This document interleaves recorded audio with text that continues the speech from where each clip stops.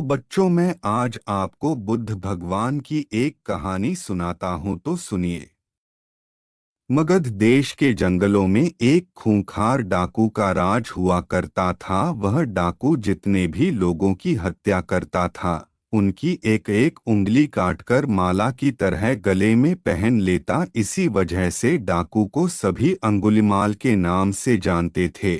मगध देश के आसपास के सभी गांवों में अंगुलिमाल का आतंक था। एक दिन उसी जंगल के पास के ही एक गांव में महात्मा बुद्ध पहुंचे।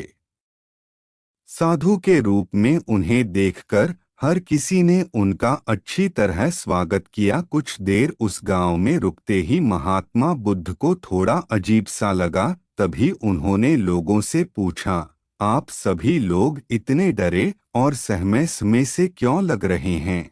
सबने एक एक करके अंगुलिमाल डाकू द्वारा की जा रही हत्याओं और उंगली काटने के बारे में बताया। सभी दुखी होकर बोले कि जो भी उस जंगल की तरफ जाता है, उसे पकड़कर वो डाकू मार देता है। अब तक वो 99 लोगों को मार चुका है और उनकी उंगली को काटकर उन्हें गले में माला की तरह पहनकर घूमता है। अंगुलीमाल के आतंक की वजह से हर कोई अब उस जंगल के पास से गुजरने से डरता है। इन सभी बातों को सुनने के बाद भगवान बुद्ध ने उसी जंगल के पास जाने का फैसला ले लिया। जैसे ही भगवान बुद्ध जंगल की ओर जाने लगे, तो लोगों ने कहा कि वहां जाना खतरनाक हो सकता है। वो डाकू किसी को भी नहीं छोड़ता। आप बिना जंगल गए ही हमें किसी तरह से उस डाकू से छुटकारा दिला दीजिए। भगवान बुद्ध सारी बातें सुनने के बाद भी जंगल की ओर बढ़ते रहे। कुछ ही देर में बुद्ध भगवान जंगल पहुंच गए। जंगल में महात्मा के भेष में एक अकेले व्यक्ति को देखकर अंगुलिमाल को बड़ी हैरानी हुई। उसने सोचा कि इस जंगल में लोग आने से पहले कई बार सोचते हैं,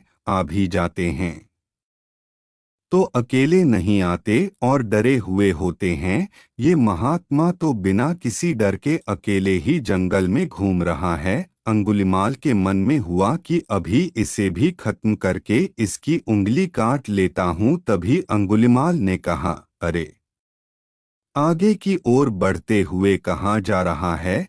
ठहर भी जा। अब भगवान बुद्ध ने उसकी बातों को अनसुना कर दिया। फिर गुस्से में डाकू बोला, मैंने कहा रुक जाओ। तब भगवान ने उसे पलटकर देखा कि लंबा चौड़ा बड़ी बड़ी आंखों वाला आदमी, जिसके गले में उंगलियों की माला थी, वो उन्हें घूर रहा था। उसकी तरफ देखने के बाद बुद्ध दोबारा से चलने लगे। गुस्से में तमतमाते हुए अंगुलिमाल डाकू उनके पीछे अपनी तलवार लेकर दौड़ने लगा।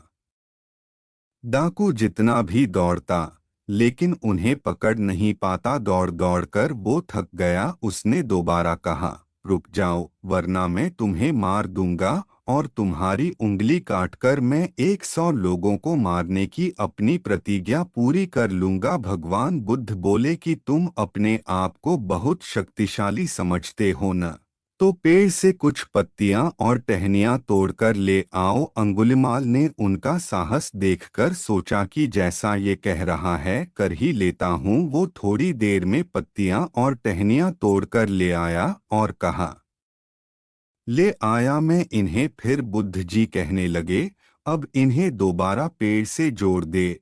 यह सुनकर अंगुलिमाल बोला, तुम कैसे महात्मा हो? तुम्हें नहीं पता कि तोड़ी हुई चीज को दोबारा नहीं जोड़ सकते हैं?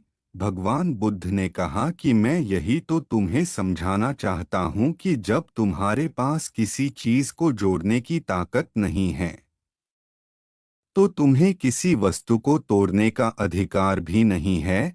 किसी को जीवन देने की क्षमता नहीं, तो मारने का हक भी नहीं। यह सब सुनकर अंगुलिमाल के हाथों से हथियार छूट गया। भगवान आगे बोले, तू मुझे रुक जा कह रहा था।